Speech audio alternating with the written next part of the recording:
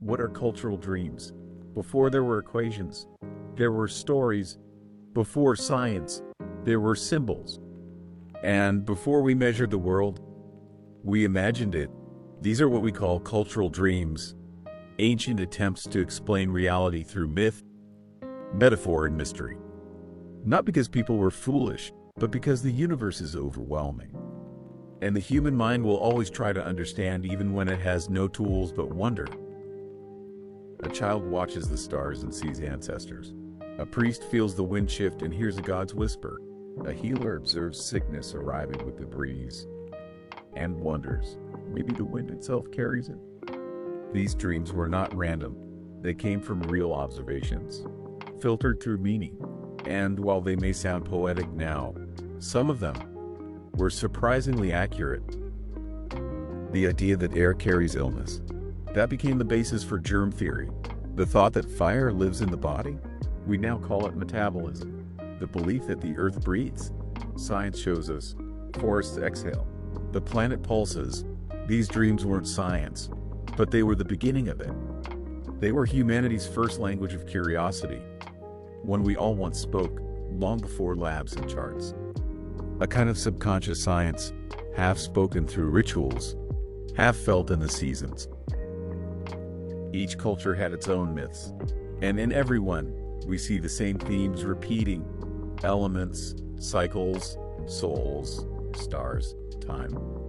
As if across continents, humanity was dreaming in unison, trying to describe what it means to live, to die, to be part of a world we didn't yet know how to study, but deeply, instinctively felt. And that's what this journey is about. Not to mock the past, but to listen to it, to find the wisdom in its metaphors, to see how ancient stories sometimes echo modern science, and how truth can wear many masks. Maybe we haven't come that far. Maybe we're still dreaming, just with better instruments. So let's return to those dreams, not to believe them literally, but to understand what they were trying to say. And to realize the quiet side of science was always there, even in myth. First, the element of air. What is air? We rarely think about it. It has no color, no taste, no shape. But without it, nothing lives, nothing moves. It's invisible, and yet it's everything. To ancient civilizations, air was not an absence. It was a presence, full of mystery, meaning, and motion. In traditional Chinese medicine, air, or wind, was a powerful force. They believed illness could ride the wind, that a sudden gust through an open window could throw the body off balance. Evil winds, they called them. Not metaphors, not poetry, real, living agents of change and disruption. And today, we know they were strangely right. A virus can drift unseen through the air, crossing rooms, continents, oceans, carried not by magic, but by physics. A cough in one place, an infection in another. Invisible messengers, moving with the breeze, just as the ancients imagined. But it wasn't only about disease.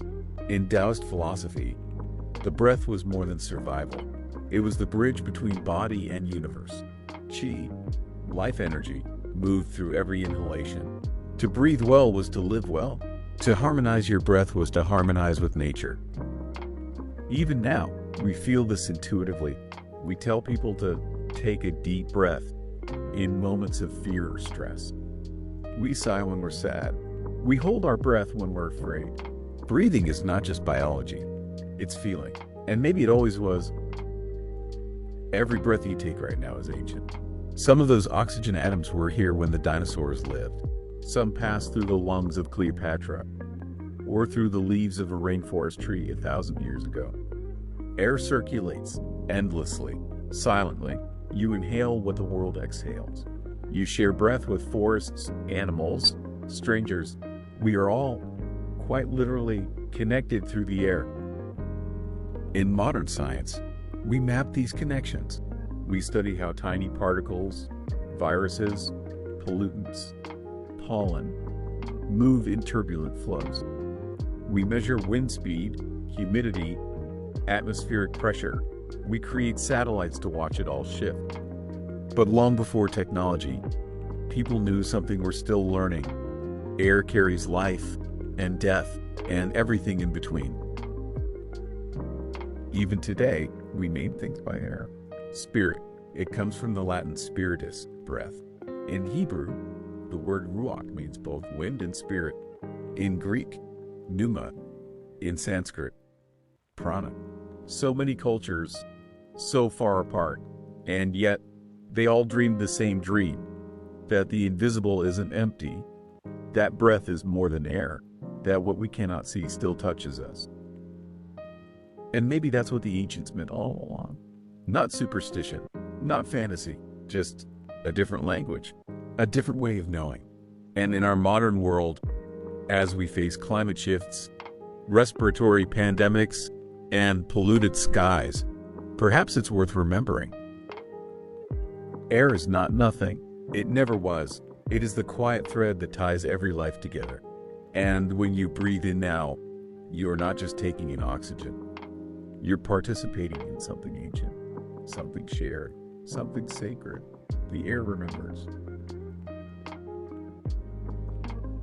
The element of fire. What is fire? It flickers, it dances, it devours, it gives light and takes life. Even now, in our world of electricity and engines, fire holds something primal. We stare into flames not just for warmth, but for memory, for something older. To the ancient Greeks, fire was more than a tool. It was the essence of the soul. Heraclitus, a philosopher who lived over 2,500 years ago, believed that the soul was made of fire, that everything was change, flow, burning, that life itself was a spark, flickering in the wind. In India, fire was called Agni, not just a flame, but a god. Agni carried prayers from earth to heaven. In every ritual, they lit the fire first. To speak with the divine, you needed fire. They weren't just being poetic.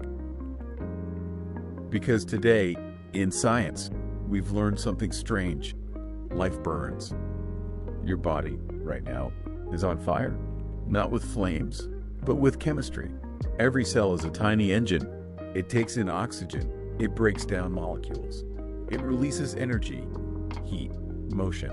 You are burning sugar with air. You are alive because of combustion. Controlled, continuous, quiet.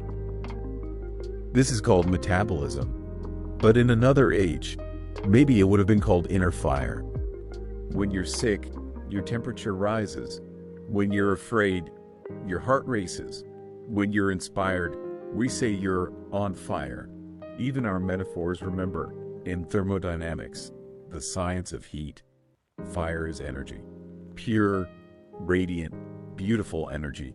It drives engines, powers cities, but it also lives in your breath, your blood, your movement. Fire is transformation. It takes a log and turns it to light. It takes food and turns it to thought. No wonder the ancients gave it such reverence. They sat around fires to share stories, to survive winters, to see in the dark.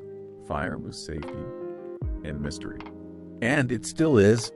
From the Big Bang, the first seconds of our universe were full of unimaginable heat. Stars are still burning, fusing atoms into light. Our sun, a ball of nuclear fire, touches everything we do. You are here because fire burns millions of miles away. And when the flame goes out in a forest, in a home, or in a body, we know instinctively that something has ended. So maybe the Greeks weren't wrong. Maybe your soul really is fire, not because it glows, but because it transforms. You change with time. You consume. You radiate. You flicker between moods, thoughts, states of being. The living earth, we walk on it, build our homes upon it, dig into a plant in it, bury our dead beneath it. Earth to us, it's just the ground. But to the ancients, it was something far more alive. In ancient Greece, earth was not just soil or stone. She was Gaia, the Great Mother, the origin of gods, of creatures, of storms and mountains. To walk upon the earth was to walk on the body of a goddess. To cut into the ground was to disturb something sacred. The Maya believed the earth pulsed. Not metaphorically, literally. They spoke of the heartbeat of the planet. They built cities in tune with the stars and seasons, because the land itself was seen as alive, responsive, dreaming. And maybe, again, they were onto something. Because in modern science, a bold idea has emerged. The Earth might actually behave like a living system. This is the Gaia hypothesis, proposed by James Lovelock. It suggests that life doesn't just live on Earth, it shapes it. Plants produce oxygen, algae regulate the oceans, microbes influence the atmosphere, and everything, from forests to fungi, interacts in ways we're only beginning to understand. It's not just dirt, it's a biosphere, a breathing, responsive, self-balancing web of life. Even deserts change with wind and bacteria. Even stones record ancient climate. And even mountains erode, feed rivers, give birth to valleys. Everything is in motion, just too slow for us to see. In many ways, Earth is not dead. It's just slow. Its nervous system is made of roots, water, and weather. Its memory is kept in rock layers, tree rings, and ice cores. We are walking on something ancient, something that listens, not with ears, but with balance. Think of your own body. When you get sick, your systems work to heal you. Too hot, you sweat. Too cold, you shiver. Now think of Earth. Too much carbon, plants grow faster. Too little water, clouds change paths. It's not perfect. It's not conscious in the human sense. But it responds. It adapts. It remembers. And so, when ancient people spoke of Earth as mother, they weren't being naive. They were being perceptive. To them, mountains had moods. Rivers had tempers. Caves had secrets. And modern geology, in its own way, agrees. Plates move. Mountains rise. Volcanoes breathe. You are made of this earth. Your bones, your blood, your brain, all once part of rock, plant, or ocean. So next time you stand barefoot in soil or rest your back against a tree, listen closely. You might just feel it, the hum, the pulse, the quiet rhythm of a planet that isn't just home, but kin. Water and memory. We drink it. We cry it. We are born from it. Water. So simple. So familiar. And yet, so full of myth, mystery, and meaning. To the ancient Egyptians, water was the Nile, the river that gave life, but also carried you to the next. They believed the dead traveled by boat through the underworld, sailing toward immortality. To cultures around the world, water wasn't just something you drank. It was a bridge between life and death, between now and forever. In myths, water is memory. It cleanses sins. It holds secrets. It flows through time. Even today, we still whisper to water. We baptize in it.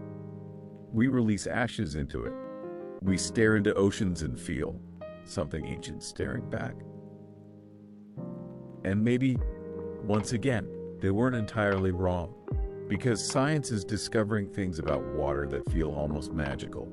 For one, water has structure, not just the familiar hydrogen oxide molecule, but the way those molecules bond, dance, shift, and realign.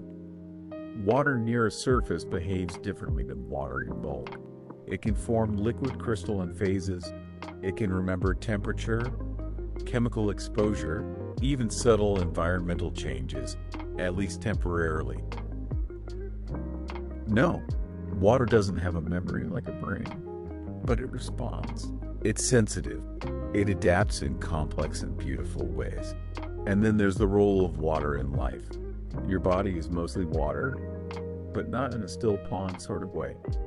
Inside you, water is alive with motion. It carries signals between cells. It helps proteins fold, a process vital to all life. It may even influence how DNA behaves. To live is to be in motion, and that motion flows in water. The Japanese researcher Masaru Emoto famously claimed that human emotion could change the crystalline structure of water. His work is controversial, not confirmed, not discredited, but undeniably captivating. Is water really listening, or are we simply seeing ourselves in it? Either way, it reflects us. We calm when near water. We sleep better by its sound. We dream of oceans, even if we've never seen them. And maybe that's because we came from it. Every species, every ancestor. We emerged from the sea. We carry its salt. We echo its tides, our rhythms. Heartbeat, breath, sleep. Follow the moon, just as the ocean does. To the ancients, water was sacred. To science, it is essential. To you, it is home. So the next time you cup water in your hands, or let it run across your skin, remember, you are not touching something lifeless. You are touching your past, your source, and maybe a kind of memory that never needed words. Cosmos and prediction, long before satellites, before telescopes, before we could measure gravity or light. We looked up, and what we saw wasn't empty. It was alive with meaning. The ancients believed the sky was a map, not just of space, but of fate. The stars were not random. They moved with intention. They whispered secrets. To the Babylonians, the heavens were a calendar. Their movements tracked, charted, and used to guide crops, war, and kings. To the Greeks, planets were gods, each one pulling on human destiny. And to nearly every civilization, the stars predicted the future. That's where astrology was born, not just as mysticism, but as early science. Careful observation, patterns, data, drawn in the dark. But was it all superstition? Maybe not entirely. Because in 1901, divers found something off the coast of a small Greek island, a corroded mass of bronze and wood. What they discovered was the Antikythera mechanism, an ancient analog computer, over 2,000 years old, built to predict celestial positions with astonishing accuracy. It modeled eclipses, planetary motion, even phases of the moon. We once thought the ancients stared at the stars in awe. They did more than that. They understood them. Today, we no longer call it astrology. We call it astronomy. But we still predict the sky. We still study cycles, lunar rhythms, solar flares, planetary orbits. And we now know those cycles affect us. The moon influences human biology, our sleep, our mood. The sun's activity disrupts satellites and power grids. The circadian clock in every one of your cells follows a rhythm set by Earth's spin. Even time itself, seconds, hours, years, is built on cosmic repetition. So maybe the old astrologers weren't entirely wrong. They just had a different language. We now speak in data, but we still ask the same questions. What's out there? And what does it mean for me? Because looking up is never just about stars. It's about direction, longing, possibility. The cosmos, vast, cold, and mathematical, somehow feels personal. We're made of it, we're shaped by it, and we still trust it to tell us when to sleep, when to wake, when to plan, when to dream. So next time you step outside at night and see a planet glowing softly in the dark, remember, someone once believed that light controlled their fate.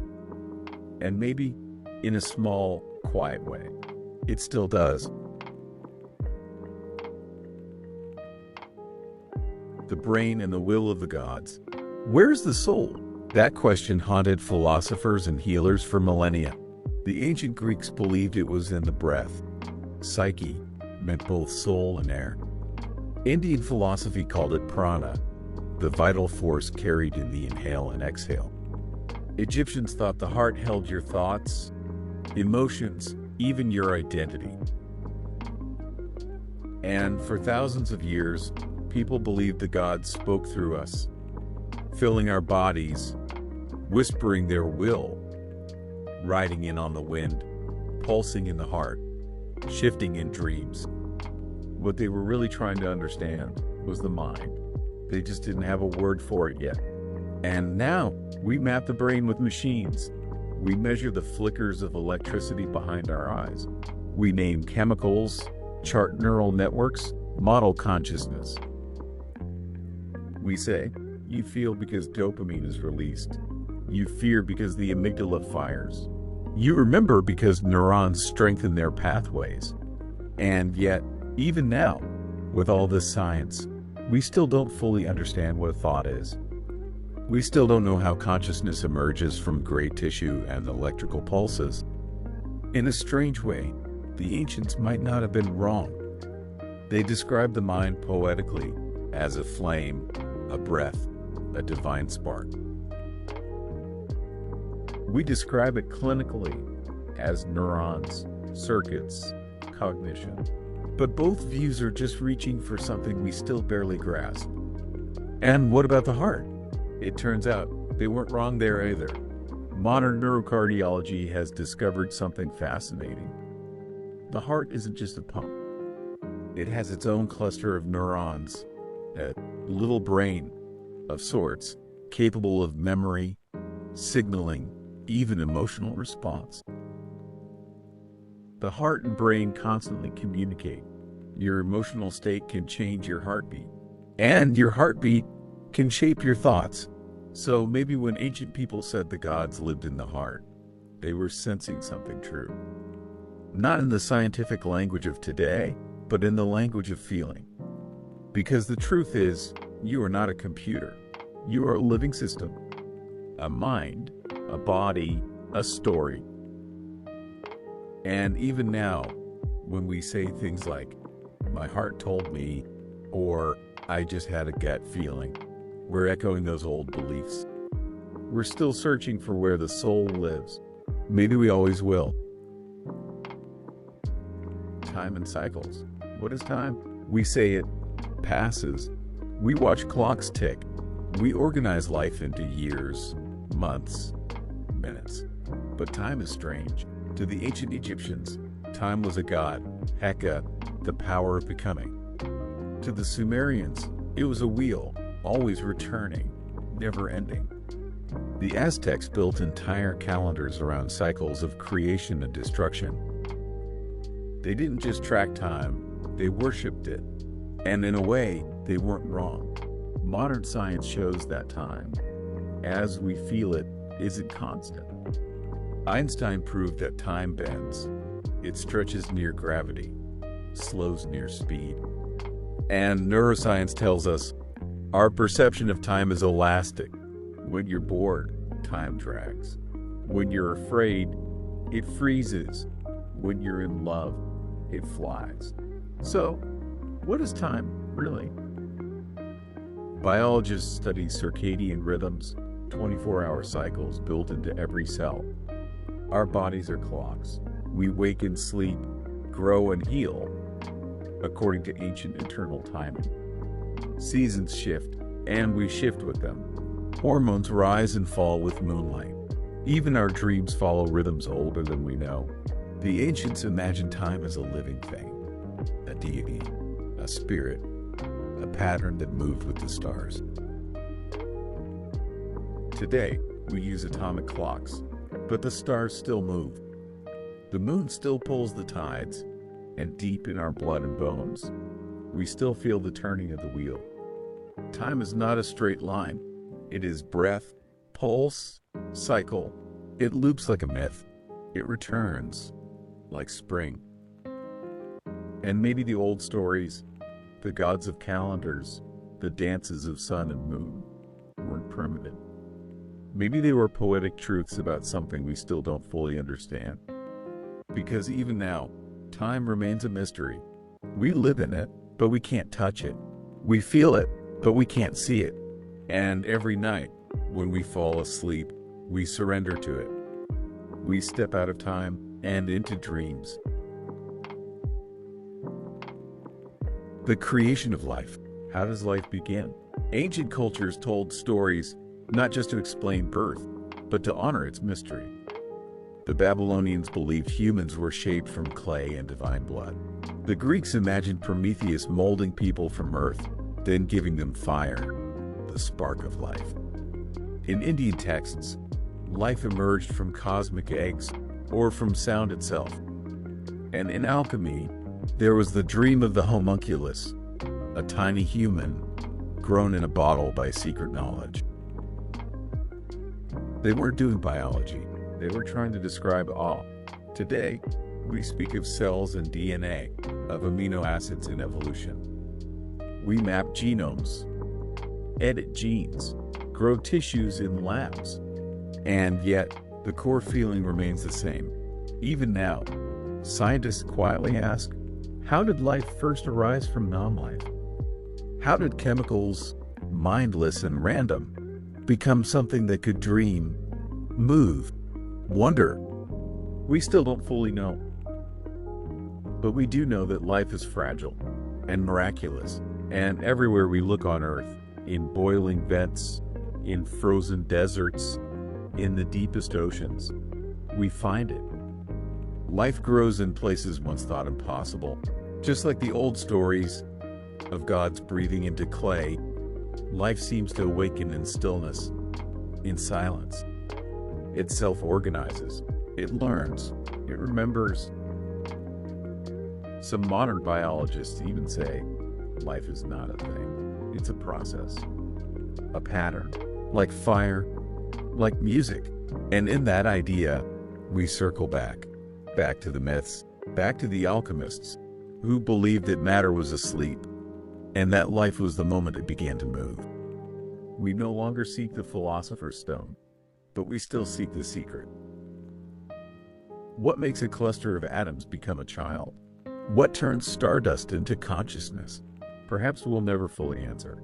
And maybe we shouldn't, because some questions aren't just scientific, they are sacred. The return to the dream.